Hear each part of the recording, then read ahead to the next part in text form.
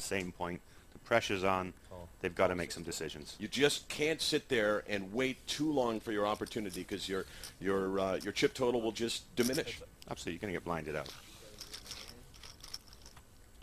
So Jim Rich is going to come in with ace-8, and he's facing the 3-9 offsuit. Not a very strong hand. Here's the flop. We have ace-5-10 on the flop. Jim Rich's flop top pair. And he's going to step out and make a bet. You know, I don't think Ed Victoria at this point has, I don't think he's folded his hands yet. And he's got no reason to call this one. None. Though. I mean, this might be a hand he really needs to get out of. Let's see. He's played everything so far. I'm not really sure what he's thinking about, unless he's playing a little bit here just to make it look like he has something. But he's probably thinking, how quick can I fold this hand and look good? And he's going to call. That's a strange call in my mind. In his mind, what do you think? What's he hoping for? What's his strategy? That's a good question. I really don't know what he's looking for. I'm looking at that board. I'm looking at his hand. I'm not sure what he's thinking. He does have 4 to a flush, but if you see, the flush is not very high. And even if Jim Rich is bluffing, I mean, we're looking at Ed's 9 high hand right now. Well, he's hoping that Jim Rich will back away. Call. And Jim's not going to back away. Jim with the aces now is in commanding position. Absolutely.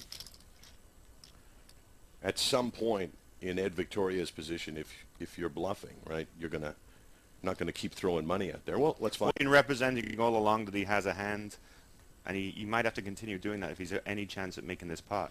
But I really don't see Jim Rich getting away here. He's not going to lay his hand down. 125,000.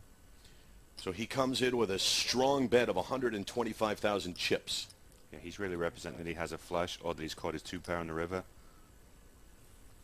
He's really representing that he has a flush or that he's caught his 2-pair on the river. Okay. See how much he's got left. Jim now needs to make a decision. He wants to know how many chips Ed Victoria has left in his pile. He's looking for information. He's asking questions. Now, would he be considering going all in at this point? Jim could be considering coming back over the top to put the pressure back onto Ed, because Ed's been playing all along, putting the pressure on top of Jim, and it's Jim might be thinking of turning the tables here.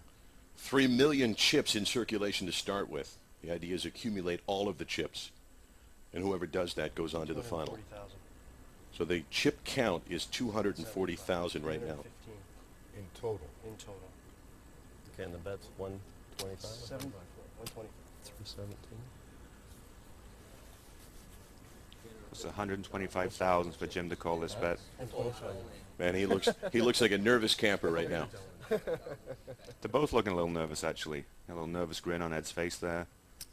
He's really saying to himself, don't call, don't call. Yeah. He's looking at Jim. He's trying to give him the signal, please don't call.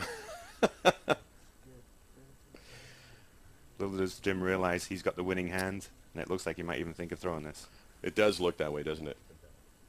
And Oh, so it's he a does. great job by Ed Victoria. You got to say, he played it out. You wondered why he was hanging in there, and he did a great job. Beautiful work by Ed Victoria, who's far and away the most aggressive player at the table. He's played virtually every hand that we've seen.